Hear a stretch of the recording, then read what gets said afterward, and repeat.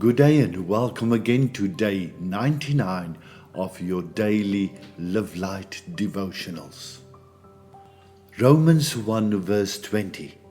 By taking a long and thoughtful look at what God has created, people have always been able to see what their eyes as such can't see. Eternal power, for instance, and the mystery of His divine being. The message. Don't miss out on God's beauty all around you. It's His handwritten letter to each of us. And our theme for today is more than beautiful. We live in a world where people are very focused on how they look on the outside. That's why the beauty industry is one of the largest industries in the world. People spend fortunes every day on makeup, hair products, clothes, and even surgery to look more beautiful. But in the process, we forget what beauty really is. As Sophia Loren said, beauty is how you feel inside, and it reflects in your eyes. It's not something physical. I have heard many sermons about the omnipotence of God, the omnipresence of God, the power of God, etc. But I have heard very few sermons about the beauty of God. God's beauty lies hidden everywhere in His creation around us. In the beauty of what He has made, He has come to show us something of how beautiful He is as God. Unfortunately, not everyone sees His beauty. As the English proverb says, beauty is in the eye of the beholder. You must develop an eye for God's beauty to be able to see and appreciate it. One of the places where you experience God's beauty at its best is when you go scuba diving. Underwater reefs are one of those places where His creational beauty just leaves me in awe every time. The colors, the patterns, the movement of the sea life, all of it is poetry in motion.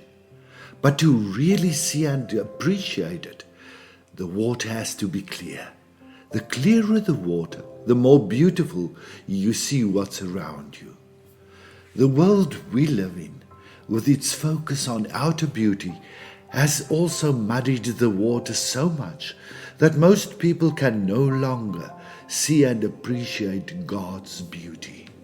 Ezekiel saw a glimpse of God's glory in a vision, Ezekiel 1 verse 25 to 28, and it completely overwhelmed him. Similarly, in Revelation 4 verse 2 to 3, John saw God's majesty, and it was like a rainbow around the throne, clear as a jewel. They were amazed and speechless by His beauty. The psalmist says in Psalm 19 verse 1, "The heavens declare the glory of God. The firmament proclaims the work of His hands." Everything around us is a reflection of God's beauty. The changing leaves in autumn, the waves crashing on a quiet beach, the perfect symmetry of a snowflake. All of these are how God comes to show us His face. And the more we focus on this, the more He clears the waters so that we can see Him everywhere and in everything He has made. So take a moment, open your eyes and look again for God's beauty around you. Let His glory fill you with wonder, for in a world obsessed with external beauty, He remains the only one who is more beautiful than beautiful. The more I start to focus on God's beauty, the more I start to understand what beautiful really is. Something to think about. Why do you think we are so focused on our outward appearances? What do you think can we do to start working on our inner beauty? How will you begin to see God in His creation today? Lord, open my eyes so that I can see your beauty, not only in your creation, but also in your people, in your love, and in your provision and care. Create in me a clean heart, so that I may see your glory and your face more and more. Amen. May you also stand in awe and be overwhelmed by God's beauty today as you set out to see Him face to face today. Love and regards and blessings in abundance, Charles Butter.